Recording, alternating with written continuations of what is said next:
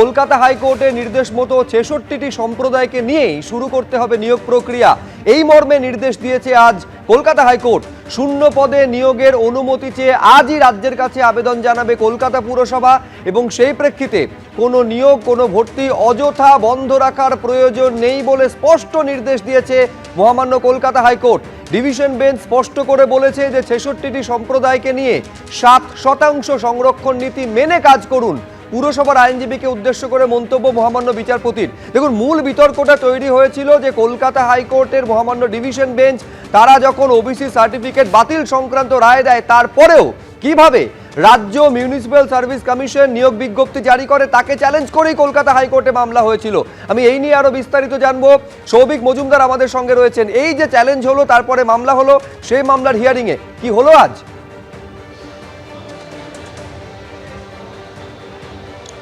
দেখো, প্রথমত তোমাকে বলবো যে মাননীয় বিচারপতি কৌশিক চন্দ্রের পর্যবেক্ষণ হচ্ছে যে এই অযথা, অর্থাৎ কলকাতা হাইকোর্টের তরফ থেকে ডিভিশন বেঞ্চ যে রায় দিয়েছে, তারপরে সেই রায়ের প্রেক্ষিতে কোনো ধরনের নিয়োগ প্রক্রিয়া বা কোনো ধরনের ভর্তির প্রক্রিয়া সেটাকে বন্ধ রাখা, স্থগিত রাখার আদৌ কোনো প্রয়োজন নেই বলে কলকাতা হাইকোর্ট মনে করছে।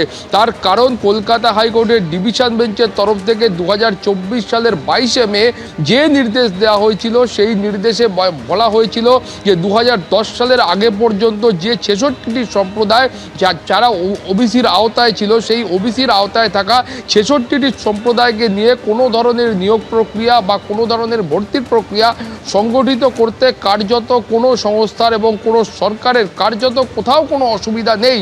ফলে সেই রায়ের পরেও কেন এভাবে আটকে রাখা হচ্ছে বা কেন কোথাও গিয়ে ভর্তির প্রক্রিয়া আটকে যাচ্ছে, কোথাও গিয়ে নিয়োগ প্রক্রিয়া আটকে যাচ্ছে, সেই প্রশ্নও কিন্তু মাননীয় বিচারপতি কৌশিক চন্দ্র তুলেছেন। এবং তার পাশাপাশি তিনি যে নির্দেশ দিয়েছেন, সেই নির্দেশে স্পষ্ট করে বলা হয়েছে যে আজকেই কলকাতা পুরসভার তরফ থেকে তারা সরকারের কাছে আবেদন জানাবেন অনুমতি চেয়ে যে ৭৪টা যে শূন্যপদ রয়েছে, সেই শূন্যপদের নিয়োগের জন্য তারা অনুমোদন চাইবেন এবং সেই অনুমোদন আসার পরে কার্যত যত দ্রুত সম্ভব সেই দ্রুততার সঙ্গে এই নিয়োগ প্রক্রিয়া সংগঠিত করতে হবে।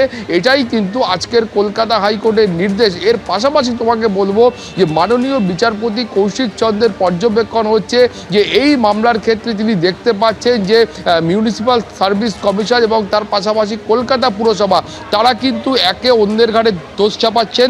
এটাই কিন্তু কলকাতা হাইকোর্টের আজকে পর্যবেক্ষণ। এবং মূল মামলার যেখান থেকে সূত্রপাত, সেখানে বলা হয়েছিল যে গত বছরের অক্টোবর মাস নাগাদ কলকাতা পুরসভার কাছ থেকে একটা রিকুইজিশন পাঠানো হয় সার্ভিস কমিশনের কাছে এবং যেখানে বলা হয় যে এই নিয়োগ প্রক্রিয়া সংগঠিত করতে হবে।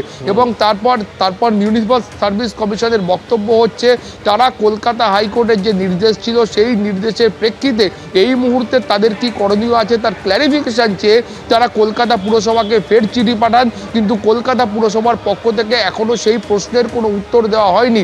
এরপর তুমি জানো যে আবার যে ১৪০টা সম্প্রদায়কে অন্তর্ভুক্ত করে ৩রা জুন, অর্থাৎ এবছরের ৩রা জুন সরকারের পক্ষ থেকে যে নোটিফিকেশন করা হয় এবং তারপরে সেই নোটিফিকেশান এসে মিউনিসিপ্যাল সার্ভিস কমিশনের হাতে পৌঁছয় এবং তারপরে তারা কিন্তু ফের পুনরায় এই নিয়োগের জন্য বিজ্ঞপ্তিটি তারা প্রকাশিত করেন ১৩ই জুন। এবং তারপরেই কলকাতা হাইকোর্টের কাছে এই মামলা আসে এবং সেখানে বিচারপতি কৌশিক চন্দ্রের পর্যবেক্ষণ হচ্ছে যে প্রথমবার যখন তাদের কাছে এই বিজ্ঞপ্তি আসলো, সেই সময় তার ক্ল্যারিফিকেশনের জন্য মিউনিসিপ্যাল সার্ভিস কমিশন তারা কলকাতা পুরসভাকে চিঠি লিখলেন। কিন্তু তার পরবর্তী ক্ষেত্রে, অর্থাৎ নতুন যখন এই বিজ্ঞপ্তি আসলো, তারপরে তারা ক্ল্যারিফিকেশনের জন্য কেন কোনো চিঠি লিখলেন না, সেই প্রশ্নও কিন্তু আজকে মাননীয় বিচারপতি কৌশিক চন্দ্র করেছেন। ফলে তিনি যেটা মূল বক্তব্য রেখেছেন বা মূল যে নির্দেশ রয়েছে, সেই নির্দেশ অনুযায়ী ওবিসির যে ৬৬টি সম্প্রদায় ২০১০ সালের আগে পর্যন্ত ছিল এবং যেটা কলকাতা হাইকোর্টের ডিভিশন বেঞ্চের নির্দেশও ছিল, সেই নির্দেশ মেনে অবিলম্বে নিয়োগ প্রক্রিয়া শুরু করতে হবে। এটাই কিন্তু কলকাতা হাইকোর্টের আজকের নির্দেশ।